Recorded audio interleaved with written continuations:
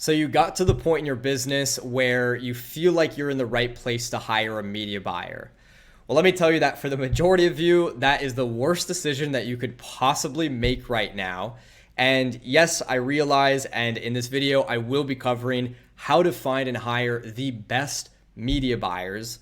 And I really am talking about the Michael Jordans of the media buying world. Like, where are they? Like, how do you work with them? Where do you find them? And this is also exactly what we do at MediaBuyer.com. And a reason why I'm building that is because of how challenging this very problem is. On top of that, you also have to deal with the low trust and transparency in the industry because of how easy it is to get burned or misled by some cowboy charlatan. And so I want to cover something more important first, which is, are you even in the right position to hire a media buyer? Does it even make sense for it?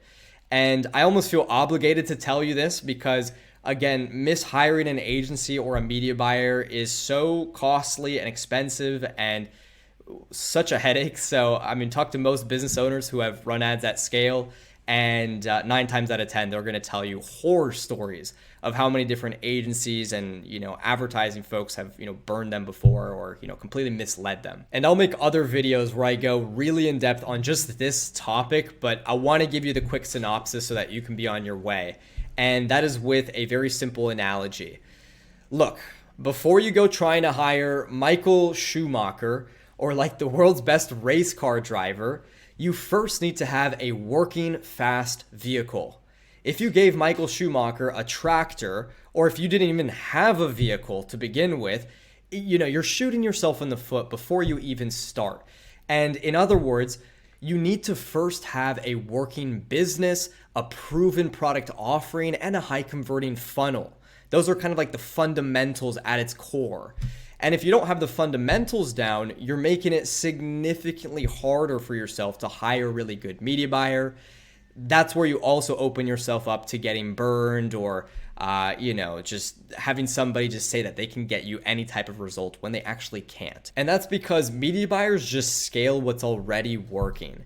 They can't fix your business. They can't build your entire product offering and your funnel for you. A small percentage of them do, but that's also why many of the best media buyers tend to be running their own show. And in other words, if you have the fast car with those fundamentals down, that's when it makes sense to look for a world-class media buyer. And also, that being said, there are nuances here, right? You can still get guidance from a very experienced media buyer, whether it's on a coaching basis or a mentoring basis or consulting basis. But my point is that if you don't have those fundamentals down first, it doesn't make sense to bet the entire farm on someone and just expect them or have the expectation that they're just going to produce these crazy ROIs. So now that we got that out of the way, and again, hopefully we just mitigated a potential mishire or just, blowing a bunch of money like it's Vegas. So now next is, where do we actually go to look? Where do we even start? So there's various places to go to, whether it's a job board, LinkedIn, Upwork, Facebook groups, Twitter, even using your own network. There's Fiverr and Craigslist. Hopefully you're not over there, but just to put it out there. And I've used all of them, excluding Craigslist. And at MediaBuyer.com, we use a combination of these. However, there's definitely one or two that work much better than the others when it comes to finding very talented media buyers. So the first place I always recommend to look is your own network. And that's because top 1% exceptional media buyers aren't really applying to jobs. They are looking for high quality opportunities, but that's not really the way they get most of their work. And so what I often tell the businesses is that you're really attracting these types of media buyers to your business, especially at this level. This might be a little bit vulgar, but it does illustrate things very well. The best media buyers want to work for the winning team. Michael Jordan, Messi, Ronaldo, all those cliche guys, they want to work with other professionals, right? They don't want to be in the kids' leagues. So Your network is one of the best places, especially if you have a good network, because you can go to, for example, a mastermind group that you're a part of or a program that you're a part of.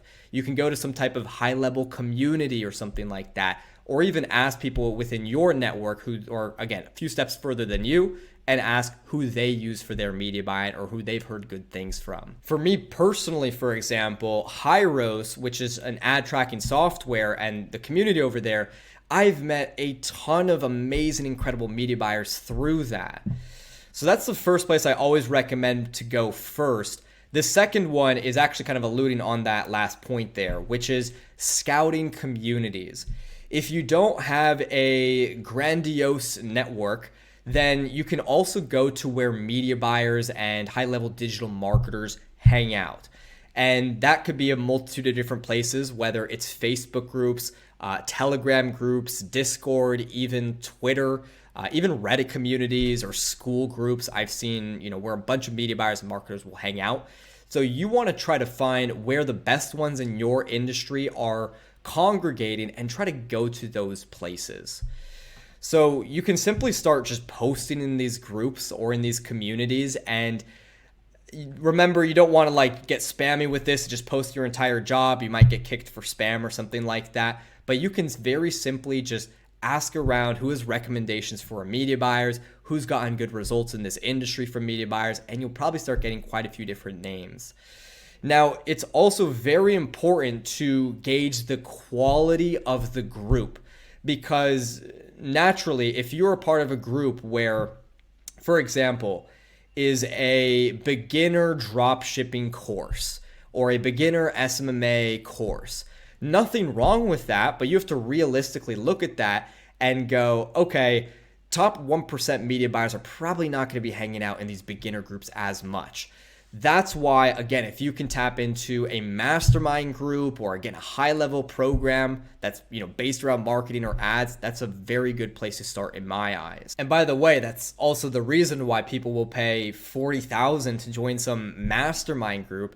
It's because of the people and the network that you access through that. So if you're posting in beginner groups, like for recommendations of a media buyer, then you have to understand that you're naturally going to open yourself up to people that, again, don't have the ability to perform, or where you might get misled, or maybe even people just trying to make a quick buck off of you. And between these two places, by the way, your own network and community, I always recommend to start there first, because in general, it's going to be a warmer territory, meaning the people that you meet through that are usually going to be already within your niche or industry, or you're going to be a part of the same community already, or maybe it's even someone who is a part of your email list. So you already have a little bit more familiarity than someone who's, straight cold off of a job post. Which takes me to the next place to look, which are job boards and marketplaces. And this is definitely where you start entering a colder territory, if you will. And I tend to categorize these into two separate groups. You're usually going to have your mass market job boards like LinkedIn, Indeed, ZipRecruiter, and then you're also going to have your more specialized or niche job boards, which, again, I'll jump into the pros and cons of each. First, starting off with mass market. I'm not the biggest fan of these because, in my eyes, these platforms are much better to look for junior-based media buyers or folks that are earlier on in their journey. What I tend to see and hear is that very talented top 1% media buyers are not applying to jobs on these platforms. So these can be great because there's a lot of volume. But that being said, if you're really looking for these super exceptional media buyers, again, I would prioritize your network and community first. And then besides that, you're also going to have your more niche or specialized job boards and marketplaces. And these could be examples like Nodesk or Dynamite Jobs that focus exclusively on remote work. These could also be marketplace platforms like Fiverr or Upwork, even Marketer Hire, Maple, and even MediaBuyer.com. Now, these are going to be sites that don't have as much crazy volume as, let's say, an Indeed. However, the quality and caliber is going to be higher. So in general, you're usually going to find better candidates, and the chance that you find somebody that's going to work out is going to be higher on those types of platforms.